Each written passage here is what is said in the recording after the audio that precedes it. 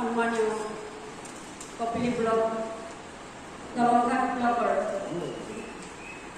মণ্ডল সভাপতি মহোদয়, সম্মানীয় সাধাৰণ সম্পাদক মহোদয়, সম্মানীয় জ্যেষ্ঠ কাৰ্যকৰ্তা একাডেৰ, সম্মানীয় উপস্থিত থকা মহিলা মৰ্চাৰ কপিলী মণ্ডলৰ সভানেত্ৰী লগতে সম্মানীয় সদস্য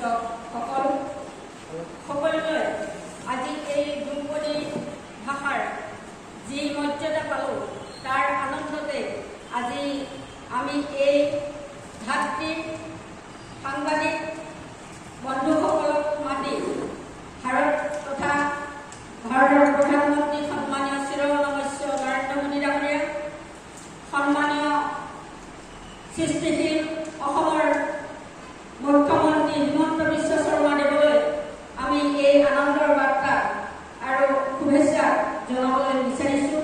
সেই উপলক্ষে আজি এটি দেশপ্ৰেমমূলক গীত গাম আৰু লগতে অকণমান মই কবিতা লিখি দিছিলোঁ, সেই কবিতাখিনি মই আবৃত্তি কৰিম।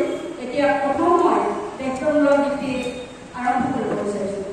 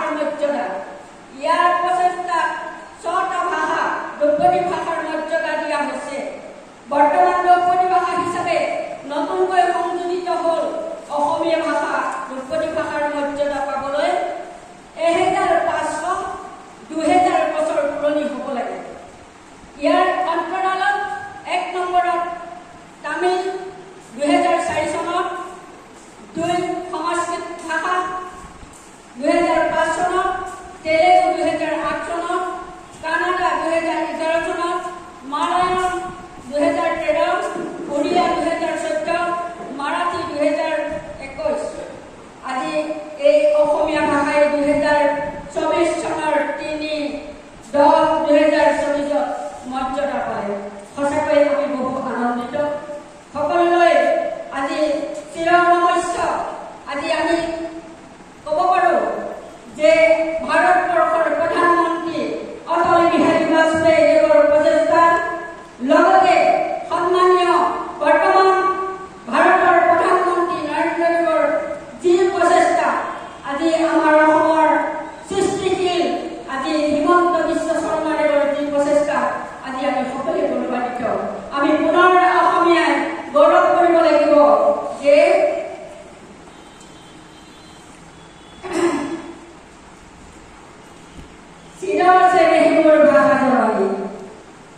জয় অসম, ভাৰত মাতা কি জয়।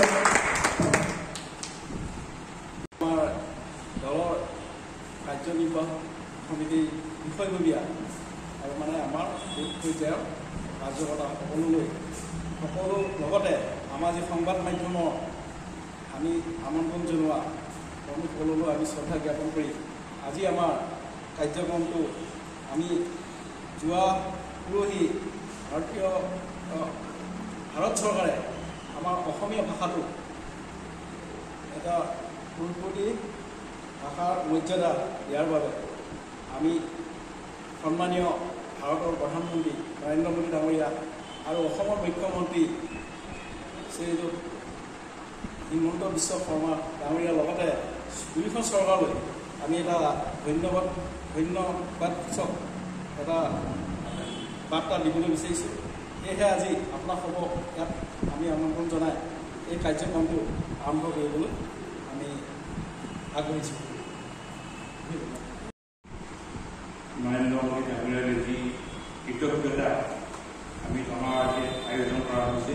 ইয়াত উপস্থিত থকা আমাৰ কপিলী ধনঘাট মণ্ডল সভাপতি ডাঙৰীয়া সম্পাদক মহোদয়, আমাৰ প্ৰাক্তন পঞ্চায়তৰ প্ৰাক্তন সভাপতিসকল, মৰ্চাৰ বিভিন্ন সভাপতিসকল আৰু সাংবাদিক বন্ধুসকল, ৰাজ্যিক আমাৰ ষ্টেট কাউন্সিল মেম্বাৰ ৰোহিণী বাইদেউ, সকলোকে আজি আমি এই ধ্ৰুপদী ভাষাক অসমীয়া ভাষাটো যে ধ্ৰুপদী ভাষা অৰ্থাৎ এটা উন্নত মানদণ্ড ভাষালৈ যে অসমৰ মাননীয় মুখ্যমন্ত্ৰীৰ মহোদয়ৰ নেতৃত্বত আজি স্বীকৃতি পাইছে, তাৰ কাৰণে আমি কপিলী ধনঘাট মণ্ডলৰ তৰফৰ পৰা তেখেতসকলে আমি আন্তৰিক ধন্যবাদ জনাইছোঁ। এটা কথা প্ৰমাণ হৈছে যে আজি হাজাৰ বছৰীয়া অসমীয়া ভাষা, যে অসমীয়া ভাষাটোৱে যে ইয়াত যি দপদপনি, অসমত বিভিন্ন ভাষা সংস্কৃতি আছে যদিও অসমীয়া যি ভাষা আৰু অসমীয়া সংস্কৃতি যি আধিপত্য বিস্তাৰ কৰিছে, আৰু এই কথাটো প্ৰতীয়মান হৈছে যে অসমত অসমীয়া ভাষাই দপদপনি থাকিব আৰু অসমীয়া জাতি খিলঞ্জীয়া মানুহে দপদপনি চলি থাকিব, এই কথাকে প্ৰমাণ কৰিছে।